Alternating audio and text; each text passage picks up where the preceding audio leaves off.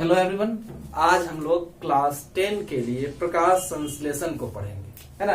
प्रकाश संश्लेषण के बारे में जानते हैं कि यह पौधे के लिए क्या है, भोजन निर्माण की विधि है ना। पौधे इसके द्वारा क्या करते हैं, अपने भोजन का निर्माण करते हैं। तो जो पौधे का भोजन होता है उसे हम लोग क्या कहते हैं, स्टार्च कहते हैं। स्टार्च बना हुआ किससे है, तो यह ग्लूकोज से मिलकर के बना हुआ है। स्टार्च किससे बना हुआ है, तो ग्लूकोज से मिलकर के बना हुआ है।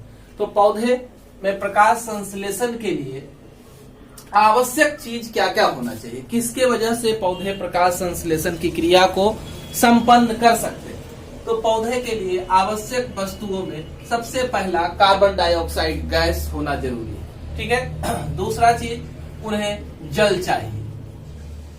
तीसरा, पौधे के अंदर हरित लवक होना चाहिए, है ना। यह एक तरह का रंजक है ना। हरित लवक के प्रकार है और इसके अंदर एक रंजक पाया जाता है जिसे क्लोरोफिल कहते हैं, है ना। तो क्लोरोफिल की अनुपस्थिति अनिवार्य है और इन सभी चीजों के साथ साथ सूर्य का प्रकाश होना चाहिए। पौधे क्या करते हैं, तो कह सकते हैं कि पौधे प्रकाश ऊर्जा को रासायनिक ऊर्जा में बदलने का कार्य करते हैं। प्रकाश ऊर्जा को रासायनिक ऊर्जा बदलने का काम करते हैं। तो इसके अंदर जो प्रकाश ऊर्जा है, इस प्रकाश ऊर्जा को पौधे क्या करते हैं, रासायनिक ऊर्जा में बदलते हैं। तो यह प्रकाश संश्लेषण की क्रियाविधि है और इतना चीज पौधे को प्रकाश संश्लेषण के लिए अति आवश्यक रूप में उपलब्ध होना चाहिए। अब हर चीज की आपूर्ति पौधा के पास कैसे होगी, इसे हम लोगों को देखना है। तो सबसे पहला कार्बन डाइऑक्साइड गैस है। तो पौधा के पास क्या है, तो पौधा की पत्तियों को अगर हम लोग देखते हैं तो पौधे की पत्तियों में ढेर सारे छोटे छोटे छिद्र उपस्थित होते हैं जो सूक्ष्मदर्शी की सहायता से देखे जा सकते हैं। इन छिद्रों को क्या कहा जाता है, स्टोमाटा कहा जाता है। पौधे के अंदर जो छिद्र उपस्थित होते हैं उसे क्या कहते हैं, स्टोमाटा। स्टोमाटा की बनावट कुछ इस तरह से होती है। एक खुला हुआ स्टोमाटा का चित्र यहाँ बनाया जा रहा है। तो ये देखें, यह पौधा के अंदर का चित्र है, स्टोमाटा का चित्र है। यह जो है उसकी सहायक कोशिका है, सब्सिडरी कोशिका के नाम से जानी जाती है। इसे रक्षक कोशिका कहते हैं। यह जो है बीच वाला, यह स्टोमाटा छिद्र कहलाता है। ये वाला हिस्सा स्टोमाटा छिद्र कहलाता है, ठीक है। इसमें जगह जगह पर हरित लवक उपस्थित होते हैं प्रकाश संश्लेषण के लिए। तो यह स्टोमाटा पौधे के अनुसार पौधा किस तरह का है, एक बीजपत्री है, द्विबीजपत्री है, उस तरह से स्टोमाटा का वितरण होता है। स्टोमाटा का मुख्य कार्य क्या हो गया, तो प्रकाश संश्लेषण के लिए CO2 को अवशोषित करना, प्रकाश संश्लेषण के द्वारा मुक्त ऑक्सीजन को वातावरण में रिलीज करना। इसके अलावा पौधे को गर्मी से बचाना, यानी कि जब पौधे को गर्मी लगता है तो पौधे में वाष्पोत्सर्जन की प्रक्रिया होती है, तो उस समय यह जलवाष्प को अपने छिद्र से होकर के निकालता है, यानी कि वाष्पोत्सर्जन में मदद और साथ में गैसीय परिवहन मदद करने का काम करता है स्टोमाटा। तो स्टोमाटा के द्वारा पौधे के अंदर कार्बन डाइऑक्साइड जाता है और ऑक्सीजन बाहर निकलता है, ठीक है। जल को पौधे कहाँ से प्राप्त करेंगे, तो पौधे के पास क्या है, पौधे के पास जड़ है। तो जड़ के द्वारा वह मिट्टी में घुले हुए जल को अवशोषित करने का काम करते हैं पौधे, ठीक है। उसके बाद है हरित लवक। तो पौधे में हरित लवक का क्या कार्य है, तो हरित लवक जो है यह एक ऐसा चीज है जो प्रकाश ऊर्जा को अवशोषित करने का काम करता है। इसका काम क्या है, प्रकाश ऊर्जा को अवशोषित करना, ठीक है। यह अवशोषित कर लेता है और उसके बाद तो हरित लवक का कार्य हो गया। क्लोरोफिल ही सूर्य के प्रकाश की ऊर्जा को ग्रहण करने का काम करता है। अब देखें, सूर्य का प्रकाश डायरेक्ट इस पर पड़ेगा, उसको यह अवशोषित करके भोजन का निर्माण करेगा। तो यह पूरी प्रकाश संश्लेषण की प्रक्रिया जो होती है वह कैसे पूर्ण होती है, इसे हम लोगों को समझना है। तो पूरे प्रकाश संश्लेषण की प्रक्रिया 2 चरणों में भी होती है। पहला अभिक्रिया को कहते हैं प्रकाशीय अभिक्रिया। प्रकाशीय अभिक्रिया, इसी को लाइट रिएक्शन कहा जाता है ना। और दूसरा अप्रकाशीय अभिक्रिया,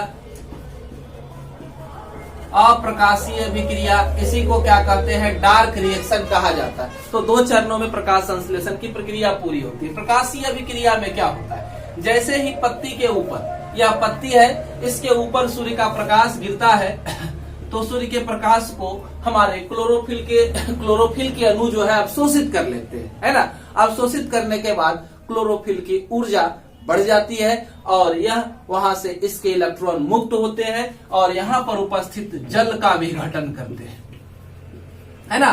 क्या करते हैं, जल का विघटन करते हैं, प्रकाश की उपस्थिति में करते हैं, इसलिए प्रकाशीय जल विघटन भी इसे कहा जाता है। प्रकाशीय जल विघटन कहा जाता है, फोटोलाइसिस ऑफ वाटर, है ना।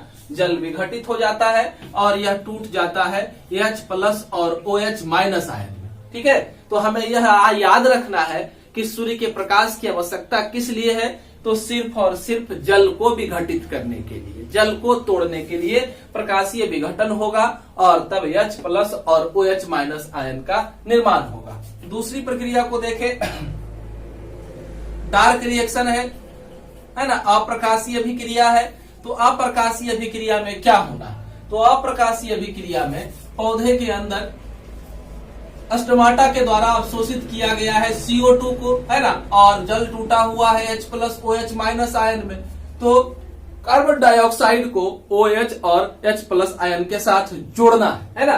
तो इस जोड़ने की प्रक्रिया को कार्बोजाइलेशन कहा जाता है ना। इसको जोड़ने के लिए यहाँ पर एक चीज पत्ती में पहले से मौजूद होता है, इसका नाम है निकोटिनामाइड